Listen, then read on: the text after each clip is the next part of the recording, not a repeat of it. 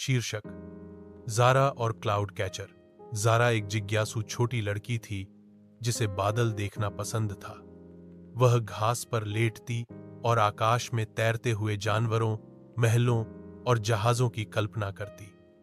एक दिन जबकि प्रयोग अपने पिछवाड़े को छानते हुए उसने झाड़ियों के पीछे कुछ अजीब पाया बटन और एक बड़े कांच के झार वाली एक छोटी सी मशीन। उस पर एक चमकदार नोट लिखा था, क्लाउड कैचर, सावधानी से संभाले। झारा की आंखें चमक उठीं। क्लाउड, एक मशीन जो बादलों को पकड़ती है? मुझे इसे आजमाना होगा। उसने एक हरा बटन दबाया।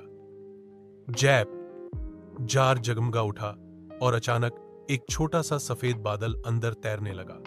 वाह, यह काम कर गया! झारा खिलखिलाई। उसने पकड़ा। विभिन्न आकारों और आकारों के नरम फुसफुसाते बादल, एक खरगोश का बादल, एक ड्रैगन का बादल, यहां तक कि दिल के आकार का भी।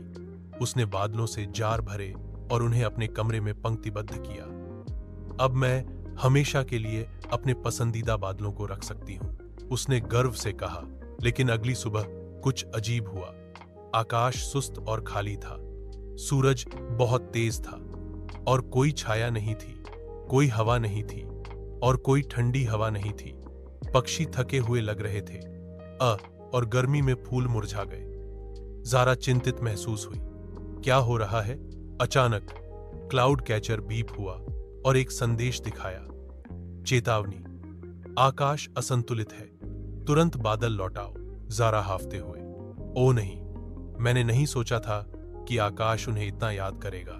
वह अपने कमरे में भागी, झार खोले और एक एक करके बादलों को छोड़ दिया। वे खुशी से आकाश में वापस तैर गए। हवा ठंडी हो गई। एक हल्की हवा चली और पक्षी फिर से चहचहाए। झारा मुस्कुराई।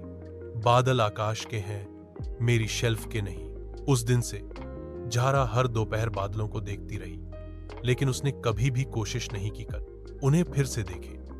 इसके बजाय उसने उन्हें एक नोटबुक में स्केच किया और उन्हें फ्लफी फ्रेड और कैप्टन पफ जैसे नाम दिए। उसने सीखा कि कुछ खूबसूरत चीजें प्रशंसा के लिए हैं, स्वामित्व के लिए नहीं। नैतिक, हर वह चीज जिससे हम प्यार करते हैं उसे रखा नहीं जाना चाहिए। कुछ चीजें सबसे जादुई होती हैं जब उन्हें मुक्त छोड़ दिया जाता है।